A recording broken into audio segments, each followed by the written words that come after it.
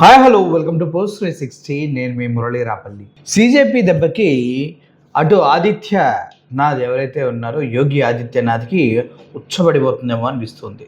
ఎందుకంటే వీళ్ళు school tick కరో అంటే పాఠశాలను బాగు చేయండి రా అంటూ ఒక క్యాంపెయిన్ నిర్వహిస్తూ ఉన్నారు.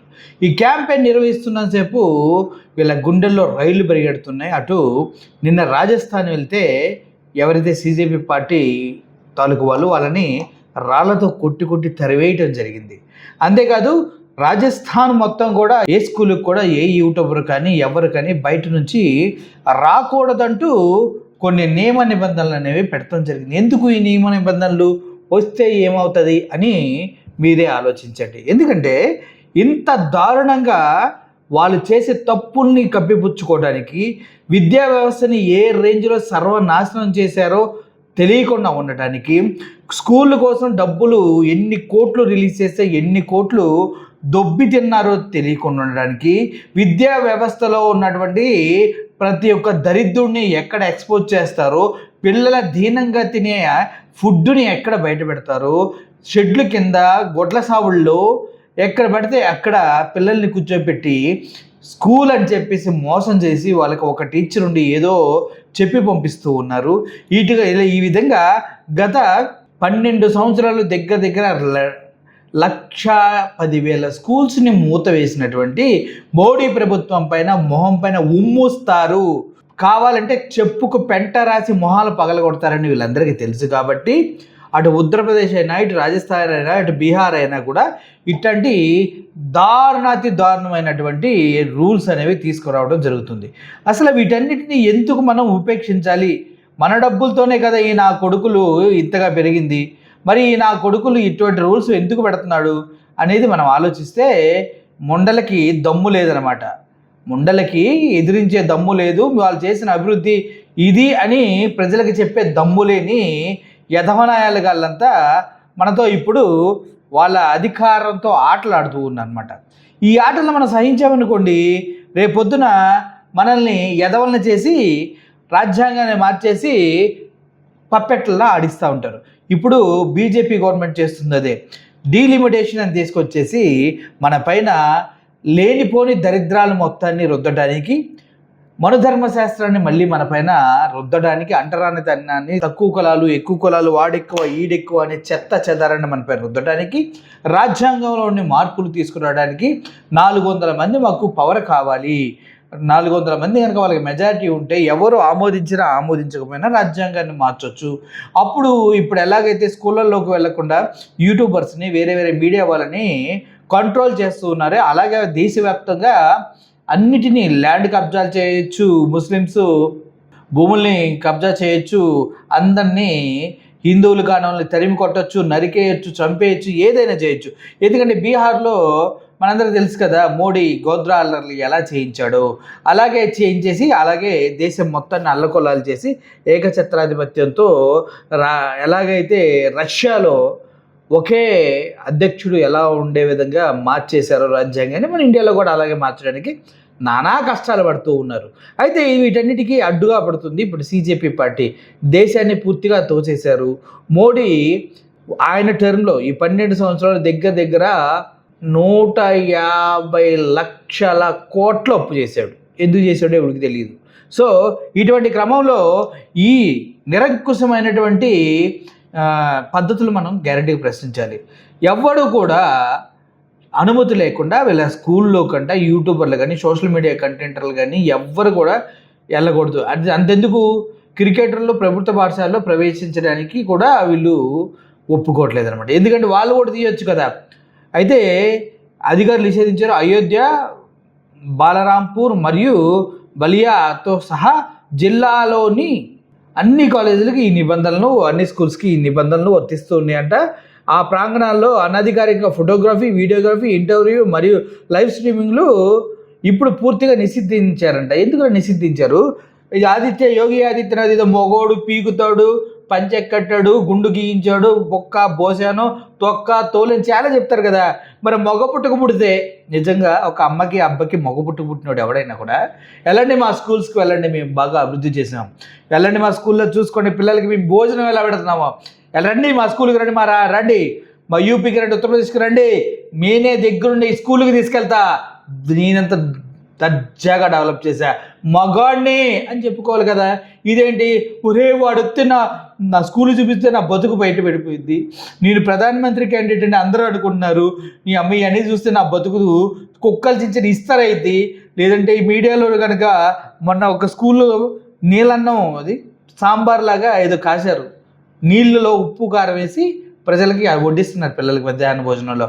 ఇట్లాంటివి బయట పెడితే ప్రజలు నన్ను పనికి బాగా చెత్తదు అనుకుంటారు భయపడి వీళ్ళు స్కూల్ పంగనాల్లో కానీ వీడియోగ్రఫీ, ఇంటర్వ్యూలు, లైవ్ షోలు అన్నీ నిషేధించారన్నమాట. చేతకాని దద్దమ్మలు అంటే ఎక్కడ ఉండరండి, చేతకాని దద్దమ్మలు అంటే ఎక్కడో ఉండరు, మన చుట్టుపక్కల అధికారుల రూపంలో తిరుగుతూ ఉంటారు. ముఖ్యంగా ఈ యోగి ఆదిత్యనాథ్ లాంటి చేతకాని వాళ్ళంటే మన ఆంధ్రప్రదేశ్కి తీసుకొచ్చి యోగి ఆదిత్యనాథ్ పవన్ కళ్యాణ్ గారు ఎగిరిగిరి పడతారు.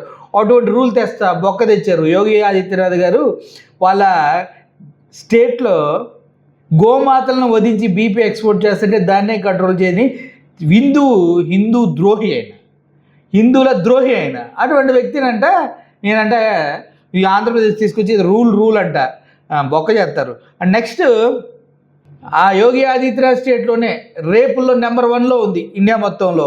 అట్లాంటి పనికి మాలిన ముఖ్యమంత్రి అంటే తీసుకొచ్చి దేశ ప్రధానిగా చేస్తారంట. కొంతమంది మాట్లాడితే నాకు దేంతో నా వాళ్ళ తెలియక బాత్రూంలోకి వెళ్ళాల్సి వస్తూ ఉంటుంది. అప్పుడు శని అమ్మ ఏందిరా ఏడ్చుకుంటూ కూర్చోవాల్సి వస్తుంది, వీళ్ళకి ఎట్టగా కంట్రోల్ చేయాలరా ఏంది ఈ బతుకులని.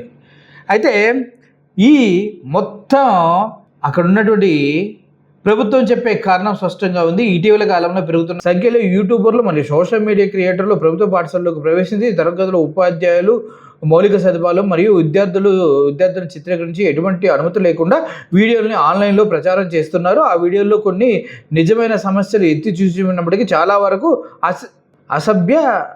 అభ్యాస వాతావరణాన్ని దెబ్బతీసి విద్యార్థులు మరియు ఉపాధ్యాయులు గోప్యత మరియు గోప్యత విద్యార్థులకు ఉపాధ్యాయులకి గోప్యత ఉండేది. ఏమన్నా బ్లూ ఫిల్మ్ ల్యాక్ చేస్తున్నారంటే విద్యార్థులు వీళ్ళంతా కలిసి, లేదంటే వాళ్ళు ఏమన్నా గంజా ఎక్స్పోర్ట్ చేస్తున్నారా, స్మగ్లింగ్ చేస్తున్నారా, గోప్యత అంటే బొక్క అంటే విద్యార్థులకు స్టూడెంట్లకి గోప్యత ఏంటి, ఆయన పాఠాలు చెప్తారు, వీళ్ళు స్టూడెంట్లు పాఠాలు వింటారు, అంతకన్నా గోప్యత ఏముంది అక్కడ. ఏమన్నా అక్కడ క్యాబరీ డ్యాన్సులు చేస్తున్నారా, అండర్వేర్లు వేసుకొని మీ రోడ్ల మీద దేవతామూర్తుల విగ్రహాలతో పాటు అదేవిధంగా స్టేజ్ల మీద దేవతామూర్తులు గెటప్పుల్లో అశ్లీల నృత్యాలు చేసినట్టు అక్కడ ఏం చేస్తున్నారు ఏంటి, సిగ్గు లేదు, మాట్లాడుతున్నారు ఎర్రిపప్పల్లాగా ఒక్కొక్కడు. మరియు నిజాయితీగా చెప్పండి, ఇక్కడ సరైన బోధన ఉంది. పాఠశాల కంటెంట్ వీడియోలు కావు, పిల్లలను వైరల్ వీడియోల కోసం ఉపయోగించుకో. అక్కడ వైరల్ ఉంటే వైరల్ అవుతుంది, అక్కడ చండాలం జరిగితే వైరల్ అవుతుంది. కొత్తగా వైరల్ ఎలా చేస్తారా, దిమాగ్. మొత్తానికి అటు నార్త్లో ఉన్నటువంటి స్కూల్స్ మొత్తం భ్రష్టు పట్టిపోయినాయి. ఒక్కడంటే ఒకడు కూడా చదువుకున్న వాళ్ళు లేడు, ఎదవలే ఉన్నారు మొత్తం అంతా. ఆ ఎదవలే ఈ నాయకులు చెప్పినట్టుగా ఆడేది, నాయకులు చెప్పినట్టుగా బట్టలు ఇప్పి డ్యాన్సులు చేసేది, నాయకులు చెప్పినట్టుగా పని పాట లేకుండా మత విద్వేషాలు రెచ్చగొట్టేది. సో ఒక జాతిని మొత్తాన్ని అందబుద్ధి కలిగిన వాళ్ళని చేయటమే ఈ బీజేపీ గవర్నమెంటు, పనికి వాళ్ళని యోగి ఆదిత్యనాథ్ వీళ్ళందరూ పనులు అనమాట. ఒక విషయం క్లియర్గా ఆలోచించండి, యోగి ఆదిత్యనాథ్ అనే వ్యక్తి యోగా చేయడం రాదు, యోగి ఎట్లా అయ్యాడో నాకు తెలీదు. పోనీ తపస్సు చేయడం రాదు, తపస్సు ఎలా అయ్యాడో తెలీదు. రామ మందిరంలో దోపిడీ జరిగితే దాన్ని ప్రతిఘటించడం రాదు. ఇంత చెత్త బుద్ధి దేవుడు ఎలా ఇచ్చాడో నాకు అర్థం కాదు. బీఫ్ ఎక్స్పోర్ట్స్లో యూపీ నెంబర్ 1లో ఉంది, దాని గురించి అడిగే దమ్ము ధైర్యం యోగికి లేదు, ఎందుకంటే యామ్యామలు మనవాడికి కూడా అందుతాయి కాబట్టి. ఆడపిల్లలపైన అఘాయిత్యాల్లో ఇండియాలోనే నెంబర్ 1 ఉందిరా అంటే సిగ్గు లేకుండా ఇంకా గాలి కబుర్లు చెప్తూ ఉంటారు చాలామంది కూర్చొని. స్టాటిస్టిక్స్ తీసుకుంటారా, గాలి ఎతవ నాకు కొడకల్లారా అని పద్ధతిగా చెప్పాలనిపిస్తుంది, కానీ అలా చెప్పలేం కాబట్టి చెప్పలేం. అండ్ ఇప్పుడు చూడండి వాళ్ళ స్కూళ్ళు ఎంత భ్రష్టు పట్టి ఎంత దరిద్రమైన స్థితిలో ఉన్నాయో అర్థమైంది కదా. వీళ్ళకి అసలు తిన్నదంతా ఎక్కడ డబ్బులు వచ్చినా కూడా దాచుకొని దోచుకోవడం దొంగనా కొడుకులకి బాగా అలవాటు అయిపోయింది అక్కడ అందరికీ.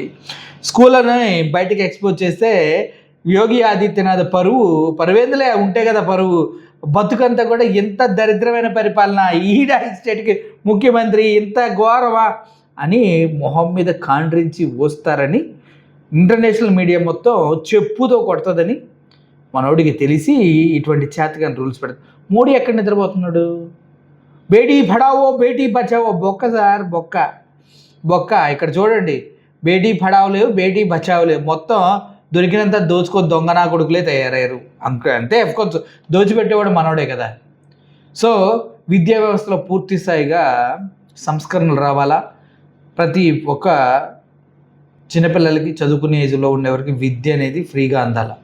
గవర్నమెంట్ స్కూల్ని 1,10,000 మూసేశారంటే అర్థం చేసుకోండి. మన ఆంధ్రప్రదేశ్లో కూడా 9,000 స్కూల్ వరకు మూతపడ్డాయి. ఎవరు విద్యాశాఖ మంత్రి లోకేష్ గారు ఏం చేస్తున్నారంటే అమ్మ మళ్ళీ తెరుస్తాము ఈ స్కూలు, ఒకసారి మీరు సంతకం పెట్టండి, ఇప్పుడు పిల్లలు ఎవరు లేరుగా, ఇద్దరేగా ఉంది, ఇద్దరికి స్కూల్ ఎందుకమ్మని సంతకాలు పెట్టించుకొని శాశ్వతంగా మూసేస్తున్నారు. ఇది మన బతుకు కూడా. అరే చైనా జపాన్ ఈ కంట్రీలు చూడండి రా, ఒక విద్యార్థి ఉంటే వాడు చదివే వరకు సింగిల్గా ట్రైన్ని నడిపిన చరిత్రలు ఉన్నాయి. సిగ్గు సరాలు లేవు మన బతుకులకి. వాళ్ళకి మధ్యాహ్నం భోజనం మిడ్ డే మీల్ పెడుతున్నారు నా కొడుకులు, వాళ్ళ పిల్లలకి పెడితే చస్తారు స్పాట్లో, చెత్త నా కొడుకులు. సో ఈ విధంగా అన్నిటినీ కంట్రోల్ చేస్తూ పరిపాలన చేస్తున్న మోడీ గారికి ఒకసారి నేను జైహో చెప్తున్నా. ఇంత బతికి పిల్లల మధ్యాహ్న భోజనాల్లో, పిల్లలు చదువుకునే విద్యలో, వాళ్ళకి స్కూల్కి ఇచ్చినటువంటి ఫండ్స్లో కూడా దెగ్గి తింటున్నారంటే నీకన్నా పనికి మాలిన చెత్త ఎదవలు ప్రభుత్వాన్ని నడిపేవాళ్ళు ఎవరూ ఉండరని సవినయంగా విన్నవించుకుంటూ సెలవు తీసుకుంటున్నాను. Thank you for watching this video. Murali signing off. Thank you so much.